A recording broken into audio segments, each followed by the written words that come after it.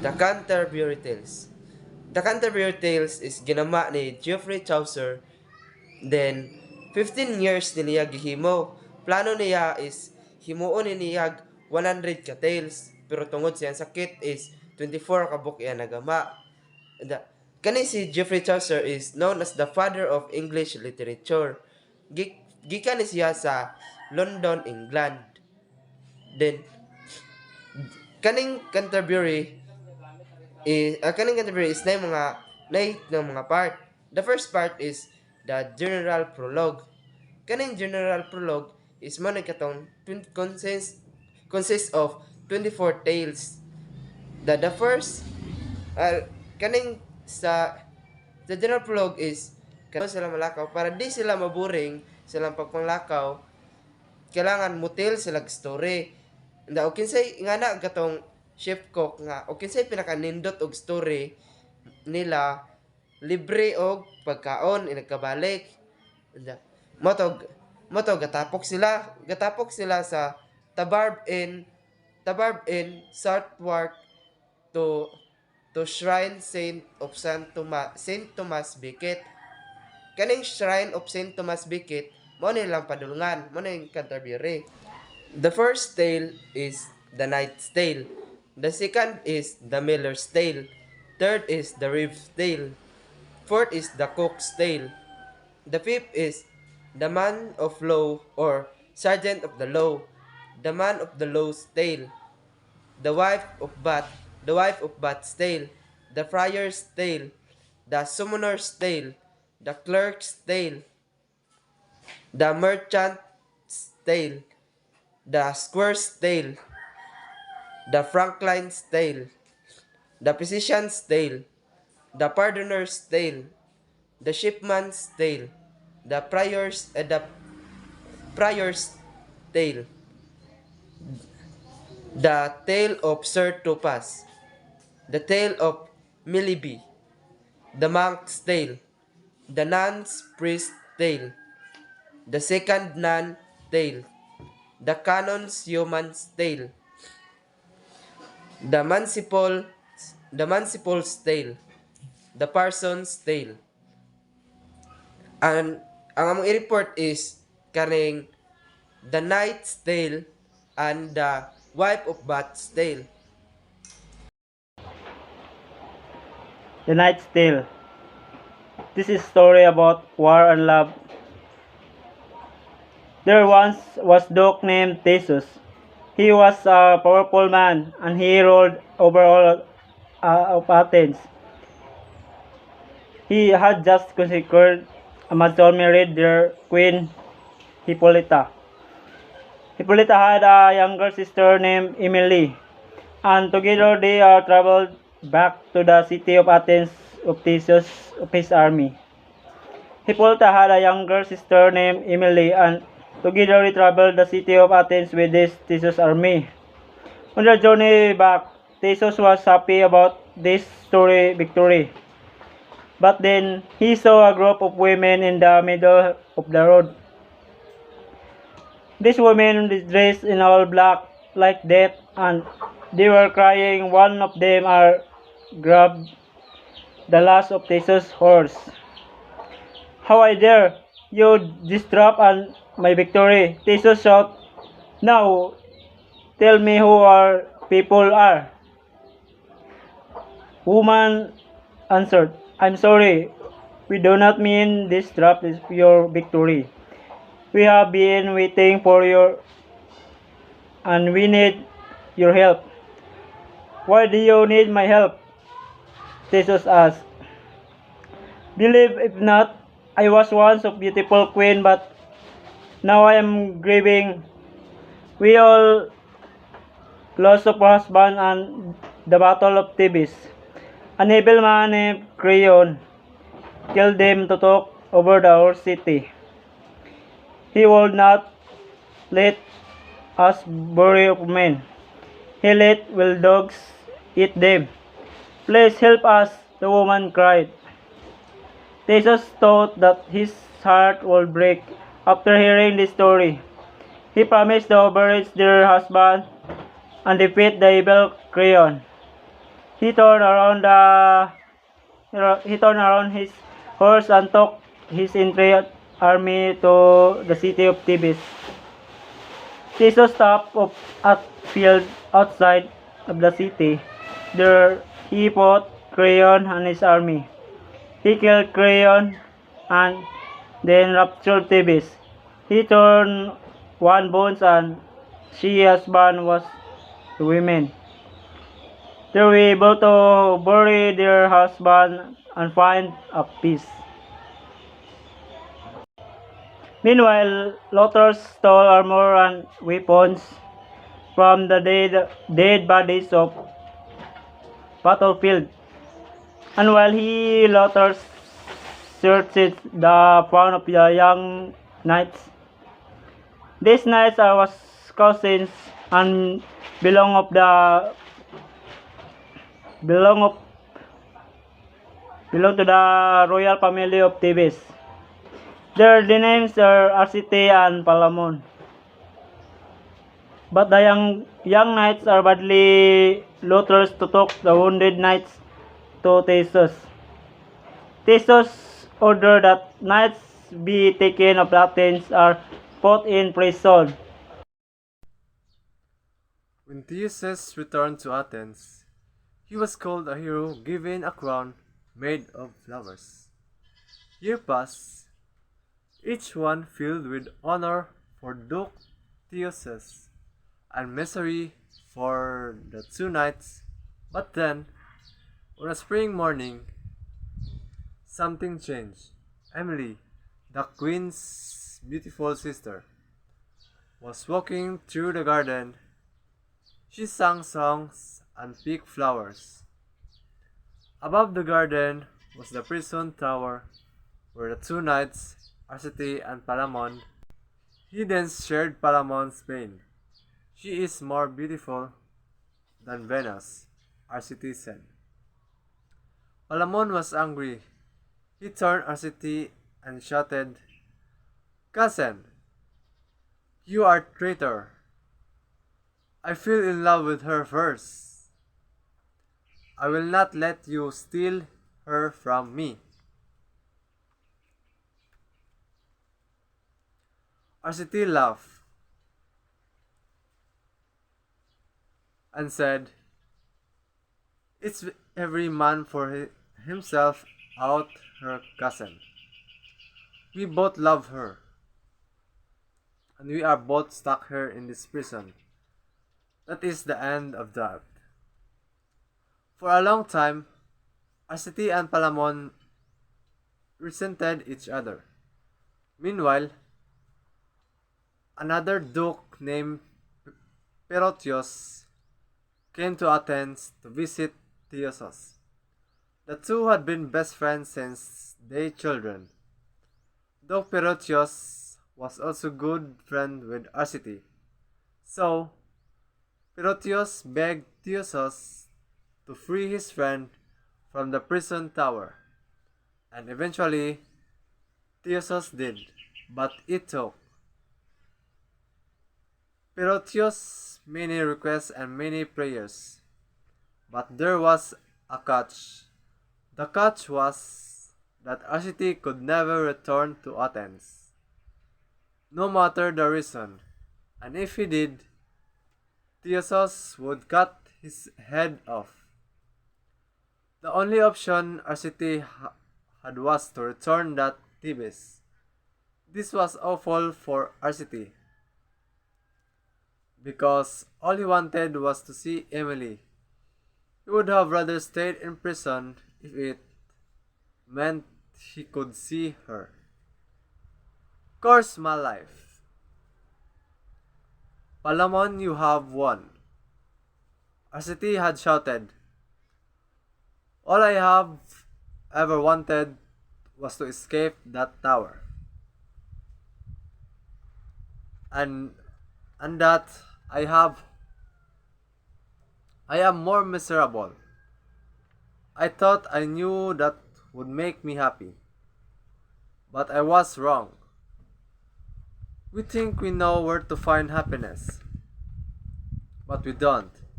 We are like drunk men trying to find their houses, but always get lost along the way. That is life. That is me now, because I can see you. My beautiful Emily, I might as well be dead.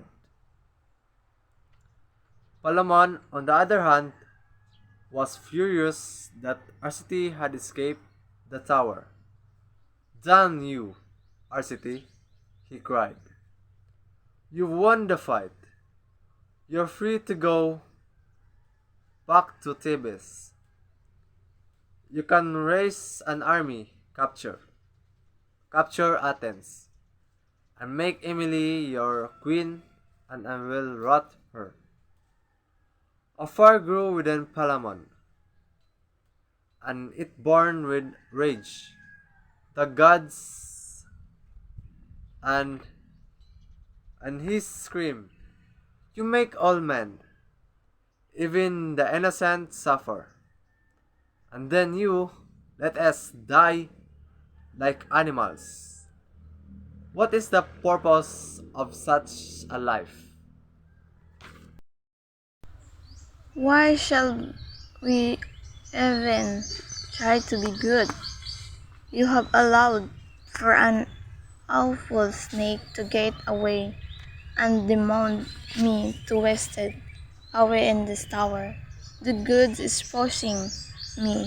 The summer is passes miserably for both Arset and Palamon. Each day was a day away from Emily. The bashed me, bashed farm Avens, and the other was shattered away in the poison tower. 96% each. Then one night, Arset had a dream. In his dream, the god Mercury told him to go back to the assets, and so Arset set off from the city, where is the beautiful Emily lived. Palamon has set off too. He had broken free for poison. With the help of the friends, these friends had food oven and a poison guard's wine. Palamon had a group planning his next move to win Emily. Now, both Arcite and Palamon were an athletes, and one fateful day, the two of him reconnected as it had become Tres's mean servant. Through trickery, he pretended to be someone else, a man named Philostrato, and Palamon was hiding in a grove. When Arset went for a stroll and a crate about his love, Emily Palamon jumped out from the bush. Arset has traitor. It's me, Palamon, has escaped for poison. You can entertain forget about Emily or die here by the here my bare hands. She is mine and mine only. My Palamon has craven artist drew his crown and said, Love has mine you crazy. If you had a weapon like I could kill you here and now, but since we are Cainites, we will act as Cainites. That is why I challenge you to battle. We'd fight tomorrow. Come alone. If you kill me, Emily is yours. Palamon agreed and they are friendlied ways. The next day, they are focus each other in the grove. They did say a word, but they are helping each other put on their armor. They can grab their space and beginning fight. It lasted for hours. So much blood was spilled. It was also his day that Jesus decided to go hunting in the grove. Geoffrey and Emily went him traces and immediately found Arsent and Palamon fighting like two wild dogs. He rode his horse in the between the two of him and pulled out his sword. Stop! I will kill whatever swings next. Tell me what is going on there, Jesus demanded. And so the two knights confessed their crimes and their love for Emily. Theseus also learned of Arcit's trickery. But before Theseus could swing his sword, Hippolyta and Emily begged him to stop. They convinced him to have mercy. He did, but under the condition that the knights never war against Athens. Arcit and Palamon agreed and thanked him. Then Theseus told the knights to leave for a year and prepare for a tournament in Athens. The winner would marry Emily. The day of the tournament came quickly. Theseus had a grand stadium built for the event, while both knights rallied an army to fight for them. But their armies were no ordinary group of fighters. Their armies included kings from other great cities and knights of the best kind. All of Athens was excited for this day, everyone except for the lovely Emily. The morning of the tournament, Emily prayed to the goddess Diana. She begged for Diana to stop the battle from happening. Truly, all Emily wanted was to remain unmarried and to serve Diana. She did not want these men to fight over her. However, Diana appeared before Emily and told her that she would marry one of the knights. Emily was in shock but decided to trust Diana's plan for her. And so the tournament began. The crowd shouted with excitement as Theseus, Palamon, and Arcit rode in with a grand parade. Both armies lined up, each one equal in skill and honor. Once everyone found their place, the announcer shouted, "Let the battle begin," and with that, the trumpets blared and the fight started. The knights raced on their horses, spears went flying into the air, and blood splattered the stadium. Arcit and Palamon fought like angry lions. No one knew who would win, no one except the gods. It was Palamon who met defeat. Still, he fought even though he was losing. He did not want to accept his loss. He could not lose Emily. So Theseus ended the battle. He saw that Palamon had lost. It was announced that Arcit would marry Emily. The crowd cheered. Arcit rode on his horse victoriously. Though not all the gods were happy with his outcome. The goddess Venus had wanted Palamon to win. She was so sad that he lost. Whereas the god Mars was so happy that Arcit won. Meanwhile, the god Saturn had another plan. Suddenly, an earthquake shook the ground. Arcit flew off his horse. He was badly hurt. Blood covered his face. Arcit was taken to get his wounds healed, but they only grew worse. He was heartbroken. He knew he would die, so he asked Emily to do him a favor. "Emily, my love," Arcit said, "I am so sorry, but please, if you decide to marry again, marry Palamon, my dear cousin." Then are set dead, and the god Mars took care of his soul. Emily cried and cried, as did Palamon. In fact, all of Athens cried. It was a tragic moment, a moment that lasted for several years. Eventually, time healed this one, and Theseus called for Palamon and Emily to talk with him. He decided it would be best to unite Thebes and Athens. He asked the knight and the beautiful woman to marry. "We must not grieve forever," Theseus said, "to those who brings no honor to the dead. It brings no honor to our seat.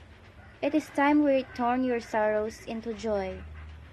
So Theseus married Emily and Palamon as husband and wife. They loved each other deeply and never fought or suffered. In the end, Palamon finally won Emily, his true love.